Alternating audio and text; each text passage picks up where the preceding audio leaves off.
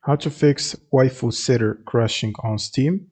First, you will need to go to the library, right-click on the game, open up the Properties window, go to Installed Files, and then click Verify Integrity of Game Files, and wait for it to finish checking.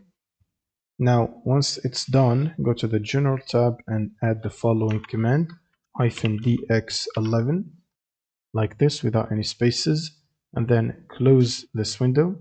Next, you will need to check for updates for your GPU. So in case if you have NVIDIA GPU, you will need to install NVIDIA app and then open it up. Go to the drivers section, select Game Ready driver, and download and install the latest version of the driver. Now open up your browser and search for Redist. Click on the first link from Microsoft.